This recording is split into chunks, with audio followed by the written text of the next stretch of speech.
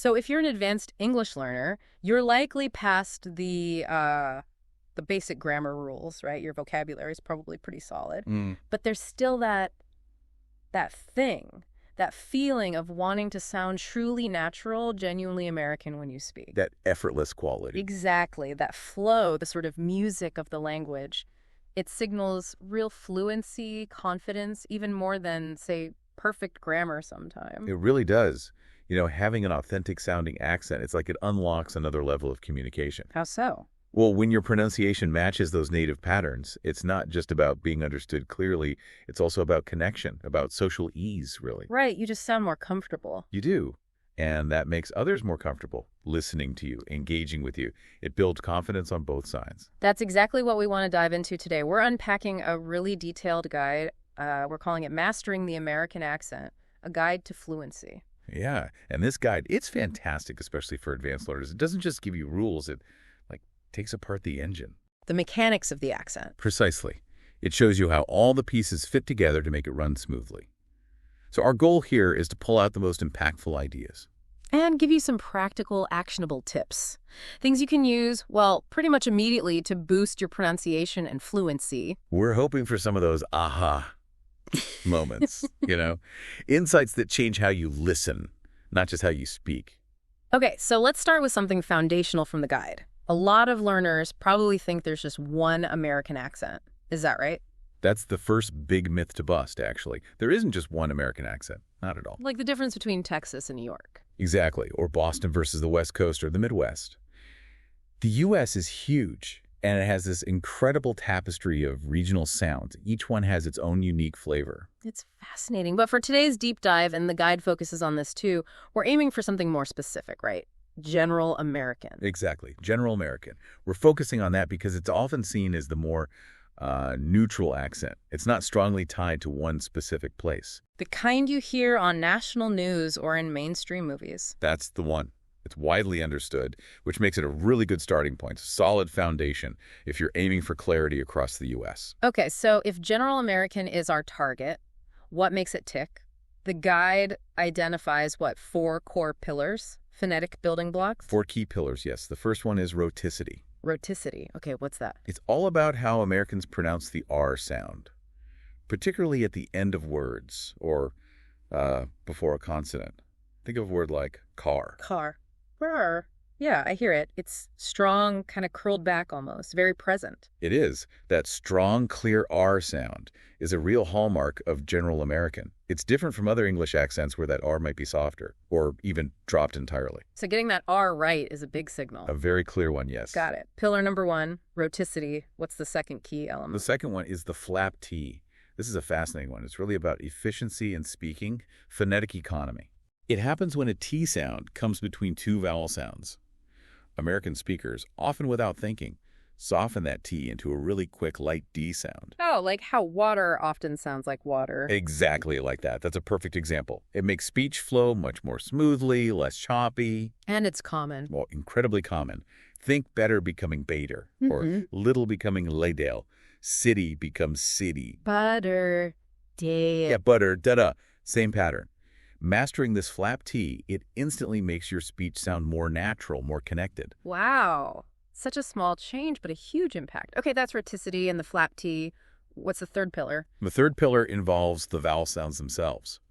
American English has its own specific set of vowel sounds, and honestly, even tiny variations here can really shift how fluent people perceive you to be. Right, so it's about tuning your ear to those subtle differences. The guide mentioned dance. Yes, that's a great example. In General American, the A in dance is usually short, like the A in cat. So dance. Like cat, hat. Okay. But in some other accents, you might hear a longer A, more like the A in father. So dance. Dance. Ah, I hear it. It's subtle, but definitely different. It really changes the whole feel of the word. So learning to hear and produce these specific American vowel qualities is, well, pretty crucial. Okay. And the fourth pillar, this sounds like it's about the overall rhythm. It absolutely is. It's intonation and stress. You could call it the music of the language. The melody and the beat. Exactly. It's about rhythm, emphasis, how your voice rises and falls to make certain words pop. It's not just what you say, but how you string the words together. And how does that work in American English typically? Well, generally, American English stresses the words that carry the main meaning. So nouns, main verbs, adjectives, adverbs, they get the emphasis. The important words. Right. And the smaller grammatical words, prepositions, articles, conjunctions, they often get reduced, softened, sort of unstressed. So it creates a kind of rhythm, strong beats and weak beats. Precisely. A sort of dance between stressed and unstressed syllables. This makes the speech more engaging, easier for native speakers to follow, and it contributes hugely to sounding natural. Okay, that makes sense. Rhoticity, flap T, specific vowels, and intonation stress, that's a great framework. But getting really precise with those sounds can be tough. The guide mentions the IPA, the International Phonetic Alphabet. Yes, the IPA. It can look a bit intimidating at first, can't it? All those slightly weird symbols. It definitely looks like a secret code. Huh. Well, it kind of is, but it's incredibly useful. Think of it as a universal map for sounds. It tells you exactly how a sound is made, tongue position, lip shape, everything. So it removes the guesswork from spelling, because English spelling is, well, not always helpful for pronunciation. Notorious for it. Yeah. The IPA gives you that precision. Yeah. The guide actually includes an American English IPA chart, which is a fantastic resource. A blueprint for your mouth. Okay, I can see the value. What about some specific tricky sounds it highlights, maybe some key vowels? Sure. The guide points out a few common challenges. There's the short A, that's IPA, A, like in cat or hat. Think as in apple. Got it. Then the short E, as in bed, like A in pen. The short I in sit, a quick I like in pin. Okay. The short in dog. Yeah. That rounded sound like in bought. And the short U in book, like the oo input. All right. And don't forget the long U, like in blue. A longer oo, like in moon. That little colon in the IPA means longer. Right, length matters too. And you mentioned an MVP vowel. Yes, the schwa. IPA symbol is probably the most common vowel sound in American English. Really? Where does it show up? Everywhere, especially in unstressed syllables. Think of the A in about, or the first A in banana, bunano, that first ba and the last na sound. That's the schwa. That relaxed, neutral sound. Exactly. So super common. Getting the schwa right is absolutely fundamental for that natural American rhythm and flow. Okay. Crucial vowels noted. What about consonants? The sounds always seem to trip people up. Oh, definitely. The sounds are tough because lots of languages just don't have them. The guide makes a key distinction between the two types. Two. Yes. There's the voiced the, IPA, A, like in this, that, the. You should feel a vibration in your throat when you make it. This, that. Okay, I feel it. And then there's the voiceless that, IPAA, like in think, three, bath. For this one, it's just air passing through, no vibration. Think, three. Right. Just air. And the guide gives a good tip for practicing. Yeah. Just gently place the tip of your tongue between your teeth. Don't stick it way out, just gently between. Then for the voiced A, vibrate your vocal cords as you push air out. Mm-hmm. For the voiceless A, just blow air through that gap. It feels a bit strange at first, but it's so important for clarity and sounding authentically American. Good practical tip, and we should probably loop back quickly to the flap T again. Absolutely. It bears repeating because it's so common. Remember, water becomes water. Butter becomes butter. City becomes city. Nailing that consistently makes a massive difference in how natural you sound. It connects everything. Right. It's everywhere. Okay, so we've got the sounds, the music, the precision tools like IPA. But, perfect sounds alone aren't fluency, are they? Not at all. You can have perfect pronunciation, but if you're struggling to find words or using them in ways that sound a bit off, you're not really communicating fluently. Which brings us to the next big piece, vocabulary. And the guide makes a really important point here. It's not just about memorizing word lists. True vocabulary mastery is understanding how words are used in real context. How they fit into the conversation naturally. Exactly. How they paint pictures, how they carry social meaning. That's why the guide emphasizes things like idioms and phrasal verbs. Which can be so tricky for learners. They can. But the insight isn't just knowing what they are, it's realizing how much they shape the actual rhythm and sort of the social code of American English. So missing them is more than just a vocabulary gap. It's often a social communication gap, too. Yeah. Idioms, like hit the road for leaving or break the ice to start a conversation, they add that color, that nuance. Right. And phrasal verbs. They are just everywhere. Look up some info, figure out a problem, put up with something annoying. You hear them constantly in everyday chat. And the guide encourages going beyond these too, expanding vocabulary. Yes, definitely. Building a richer vocabulary allows for more precision, more nuance. Mm. Using words like, say, ubiquitous for something that's everywhere, or ephemeral for something short-lived, or quintessential for the perfect example. It deepens your understanding and expression. It really does. And another key aspect is collocations. Words that just naturally go together. Exactly. Like you make a decision, you don't usually do a decision, you take a break, not have a break. Mm. Learning these natural word partners makes your English sound much more authentic, less like you're translating in your head. Okay, so better pronunciation, richer vocabulary. How do we actually practice and bring this all together? Listening seems key. Absolutely fundamental. The guide really pushes immersion, even if you can't physically be in the U.S. So, movies, TV shows. Gold mines. Shows like Friends, The Office, Breaking Bad to give you authentic dialogue, intonation, idioms, slang, all in context. Plus, they're enjoyable. And podcasts, radio. Fantastic resources. Things like This American Life, Radio Lab. You get to hear real people talking naturally about interesting stuff. It's great for just absorbing the sounds and rhythms. But the guide says passive listening isn't enough. We need active listening. What's the difference? Active listening means you're really tuning in, not just having it on in the background. You're paying attention to new words, how sounds link together, where stress falls, those reductions we talked about. Maybe taking notes, repeating phrases. Exactly. Pause it, Yeah. jot down a new phrase, maybe even try saying it aloud yourself, mimicking the intonation. You're training your ear and your mouth at the same time. It helps it stick. Makes sense. Now the speaking part. Building confidence there can be a real hurdle. It really can be. The best way, according to the guide, is practice with native speakers. Language exchange apps are great for this, like Tandem or HelloTalk, or finding local meetups. But if you're not quite ready for that pressure, There's some great self-practice techniques. One is recording yourself speaking. oof, that can be eye-opening. It can be humbling, yeah, but it's so valuable. You hear yourself more like how others hear you. You spot pronunciation things, awkward pauses, intonation you didn't realize you had. What else? Shadowing. This is a powerful one. You listen to a short audio clip of a native speaker, and you immediately try to mimic it, exactly the speed, the rhythm, the ups and downs, like you're their echo. Like an echo. And another tool is speech recognition software.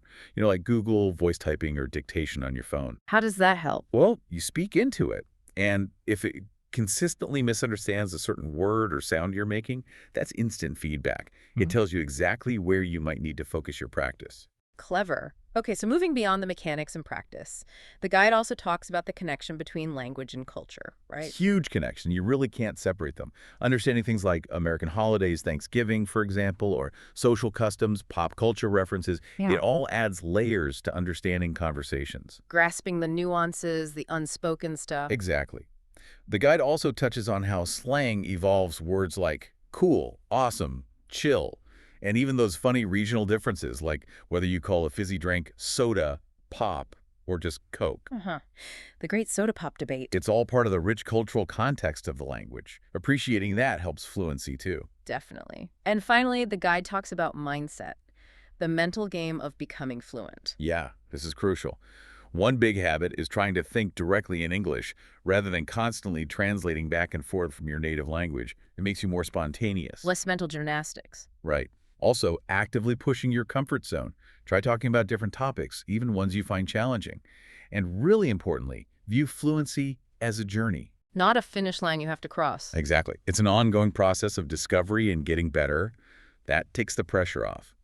And finally, leverage all the resources out there, apps, online groups, whatever, helps you find ways to learn that you actually enjoy and will stick with. That idea of it being a journey is really helpful, I think. Takes away some of the anxiety. Now, are there common mistakes the guide warns about? Pitfalls to avoid? Yes, a few key ones. One is overusing formal language in casual situations. It can make you sound a bit stiff or distant. Like saying greetings instead of... Something like that, yeah. Another big one is mispronouncing really common words, things like comfortable or vegetable, because you say them often, mispronouncing them really affects clarity. Right, and intonation errors. Yes, putting the stress on the wrong syllable can sometimes even change the meaning of a word, like the noun record versus the verb record. And maybe the most common trap is direct translation. Trying to translate word for word from your native language often results in really awkward, unnatural-sounding English because sentence structures and idioms are just different. Good things to watch out for. So, for positive practice, what kinds of exercises does the guide suggest for making steady progress? A few good ones. Tongue twisters are actually great for articulation, for practicing tricky sound combinations. She sells seashells, that kind of thing. Peter Piper picked. Yeah, exactly. Role-playing is also very useful. Practicing real-life scenarios like ordering coffee or doing a mock job interview. It makes the language use concrete. Applying it directly. Reading aloud and recording yourself is great too. You can then compare how you sound to a native speaker model and self-correct. And dictation exercises, listening to audio and writing down exactly what you hear, sharpen your listening and spelling. Lots of options. But what's the overarching principle for making any of these work long-term? Oh, absolutely consistency. That's the key message. Doing a little bit regularly, say 10 or 15 minutes every day, is way more effective than trying to cram in a long session once a week. Make it a habit. Make it a habit. Small, consistent steps. That's what builds real, lasting progress. Wow. We've definitely covered a lot today. It's so clear that mastering an American accent and achieving fluency isn't just about one thing. It's the whole package. It really is. The sounds, the rhythm, that music, we talked about the vocabulary, the cultural understanding, even your mindset. It all intertwines. And the guide we discussed provides such a fantastic roadmap for navigating it all. It seems like a complex journey, but also an achievable one. Absolutely achievable. The message here is really one of empowerment. With consistent effort and using the right kinds of strategies, sounding fluent and natural in American English is definitely within reach. And the reward, connecting better with people, sharing your ideas more clearly, that's incredibly empowering. It really is. Okay, so here's a little challenge for you, our listener, to maybe take away from our deep dive today. Pick just one thing, just one specific technique or area we talked about. Like maybe focusing on the flap T. Yeah, or deciding to actively listen for intonation patterns in the next American TV show you watch. Or maybe trying out one new idiom this week. Or even just using that voice typing on your phone to check how you say a tricky vowel. A single focused action. I like it. Choose that one thing, and then the next time you're listening to English or speaking it, really pay attention to it. Notice how native speakers handle it. Then give it a try yourself. Even if it feels a bit awkward at first. Especially if it feels awkward. That's often where the learning happens. See what you notice, what you discover. Because progress really comes from that cycle, doesn't it? Observe, experiment, learn. Absolutely. Find the enjoyment in that process. Keep practicing, keep exploring, and keep that passion for the language alive.